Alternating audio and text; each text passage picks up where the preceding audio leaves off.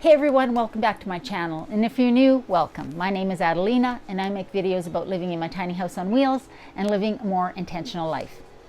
Super excited about this week's video because I finally managed to get an interview with my builder, Jen from Teacup Tiny Homes. I've asked her some of the questions that I think you'll probably have about working with a builder and tiny homes in general. It ended up being a bit of a long discussion, so what I've done is I've split it into two, and this week is the first half of that discussion. I talk about why she started building tiny houses, certifications, and then we start to talk about how to make the process of working with your builder, choosing a builder, working with your builder easier.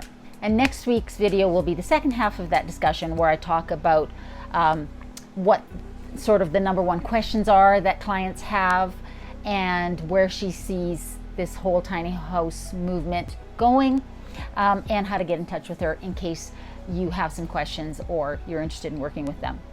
I hope you enjoy it, and if you do, please don't forget to subscribe and click the notification bell and the thumbs up. Also, I have started the second channel and I am going to be uploading all of the recipe videos up there as well. I'm going to leave them here in case, because they were here originally, but I'm going to upload them there, and I'm actually working on a recipe for the first actual dedicated video for that. It's going to be just a lifestyle sort of channel where I do a lot of cooking and I review products, vegan products and sustainable things, and just a little bit about a lot of things really. So I will make sure to link that down below in case you're interested in that. You'll know where to go for that content. I hope you enjoy it, and I will see you next week. Hello, my friend. How are you? Hi, I'm amazing. How are you? Good, good, good. I am so glad we're finally doing this. I have been wanting to do this since I started my channel. I probably shouldn't do that on film, but yeah. Do it. It makes it great. Yeah, because I talk about my experience building with you guys all the time, and I get a lot of questions. So I figured the best thing I can do is ask them to you directly and also let my viewers know who you are. So why don't you first of all tell me a little bit about yourself? We'll tell them a little bit about yourself, and then tell us, why did you start building tiny houses? I love it. The $1 million question. Why tiny? Yeah. I'm Jen McCarthy. I own Teacup Tiny Homes. I started Teacup in September 2016. And basically, I worked for a home builder locally for, I don't know, I think 13 years. So at that point, I had my baby boy. He was barely a year old at that point in time. And I started looking at the home building market. It was crazy, kind of like it is right now. Prices were really high. A lot of new things were happening in the economy. And I just kept thinking something has to give, because it was getting to be too much.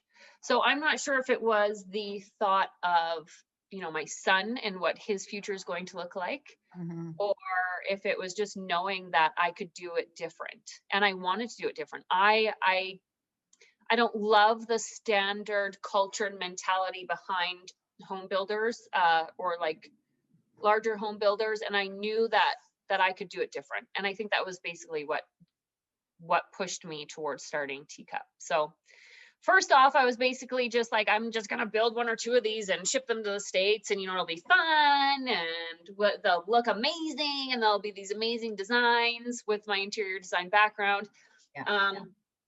But then the more I started looking into it, I'm like, no, there is way too much liability here to not be certified, to not have the right insurances, to not cover my butt, basically, especially because I did have a family, or do have a family. So I wanted to make sure I did it right. And there you go. September 2016, Teacup Tiny Homes was born. And here we are. That's awesome. So how many houses do you know how many houses you've built already? You know what?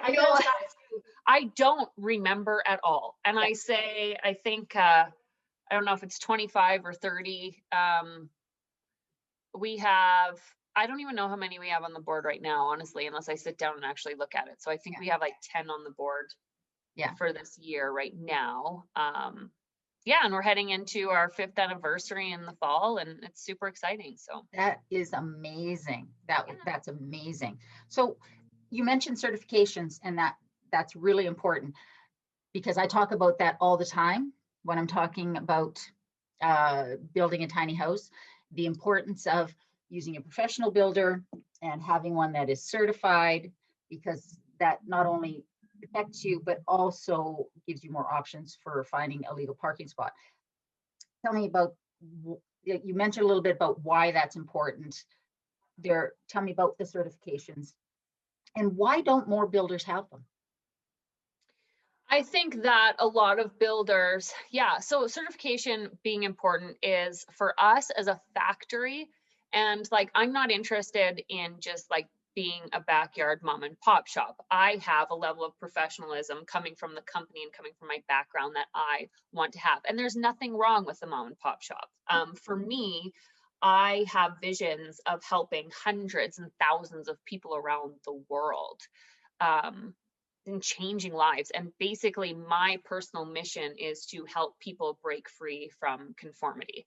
It took me a while to figure out what that meant, but now I know that Teacup and what is involved with Teacup, that's a huge part of it, because going tiny is so different. It's going against the American dream. It's going against what everyone has always thought life should be. And I just have always believed that there's something inside of me that makes me rebel and makes me say, we'll do it different. And what I've learned and what I've studied probably since I was 21 to 23 is when it really started to become something I was so passionate about, is how we use our thoughts and how we move forward and why it's okay to be different, but also why people are scared to be different. So for me and my background, one of those things is you can be different, you can break free from that conformity of what is, but there's certain rules that you have to work within. Yeah. And with that is, I think for me, being certified, if I caused an accident on a highway, God knows where, because I didn't have checks and balances, because I didn't know what I was doing, because I didn't have the right insurance and the legality, and if I lost our home or something because I didn't know what I was doing, and I didn't have that in place, I would be absolutely sick. So for me, it is just what I am personally comfortable with, and I'm just not comfortable in not.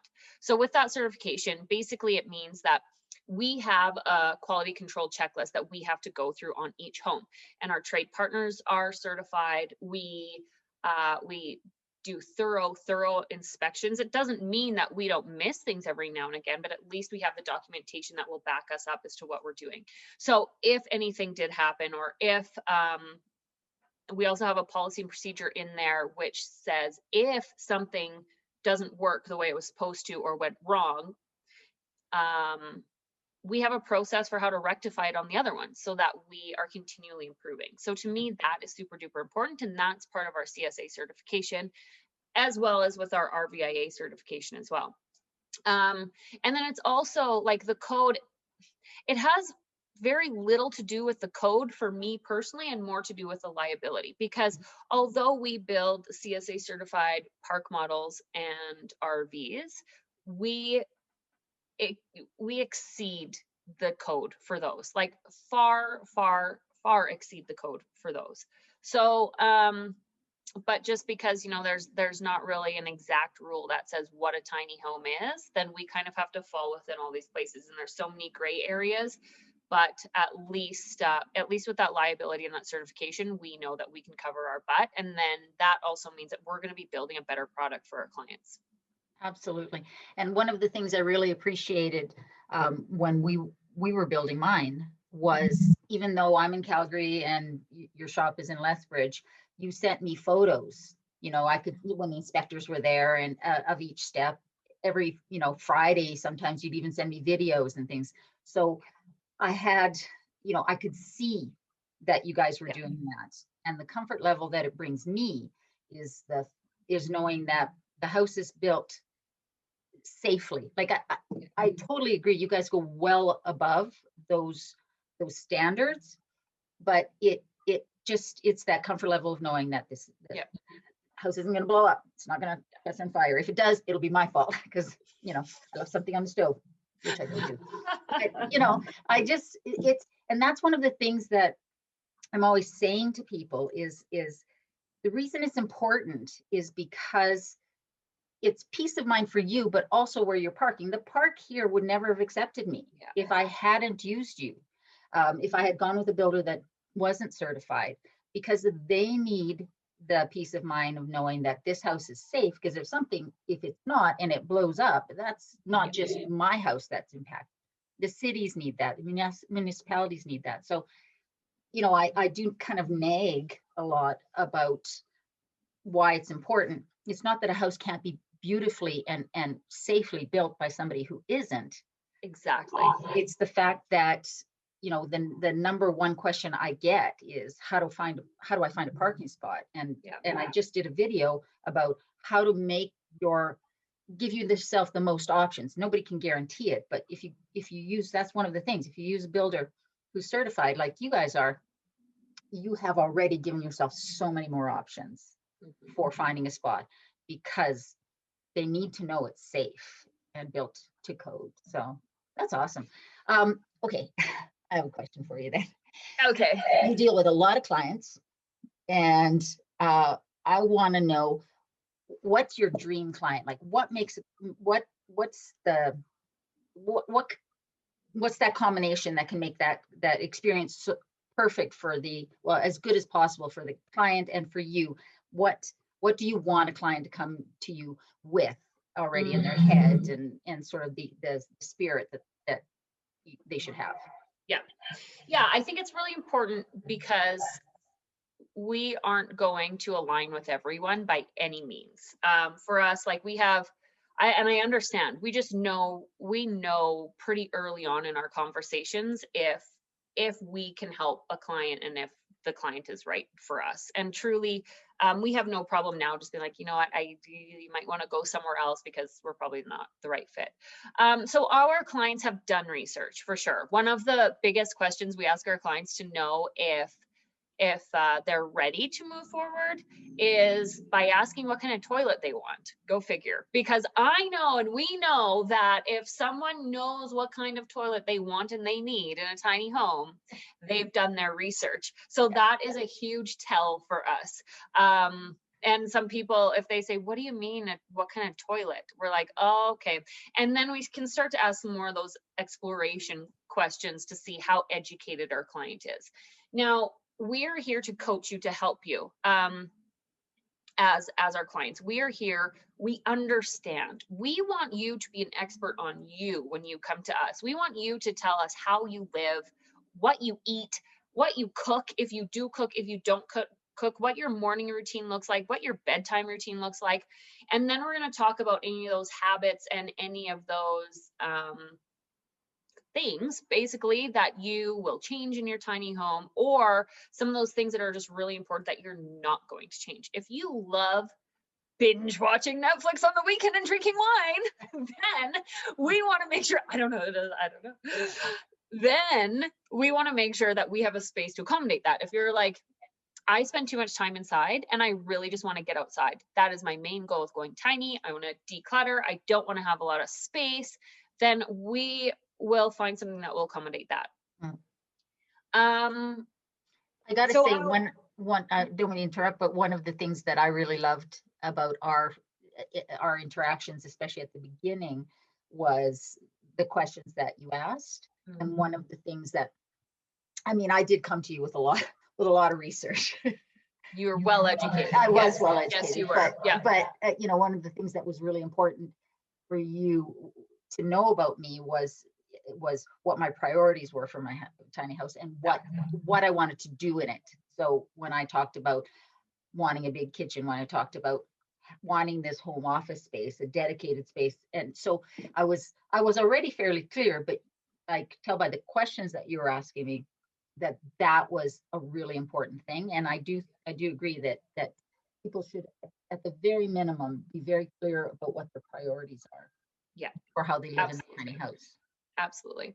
And for me, I focus, actually my team here, even Ryan, he actually says sometimes that you're too focused on the function of this, because I have a really, we both have a really hard time with it, but I have a really hard time including or building anything for a client that I know is not going to serve them. And it's even hard for a client to somehow know if it's not going to serve them at that point in time. We were asked to put a wood shelf in a shower. I just want a shelf for my shampoo and just make it out of wood, just put it in. But it was something that came after, that was brought up like pretty much when it was too late. And we couldn't do it. And we fought with it and it kept not getting done. And we just said, we can't. And we went and we finally said, we can't, we will install this marble one for you, because having a wood shelf in a shower, even though that's what the client wanted, it will not serve you. And you're going to hate us for it later on down the road. And that's the last thing I want. I don't want to build something that you're not going to like.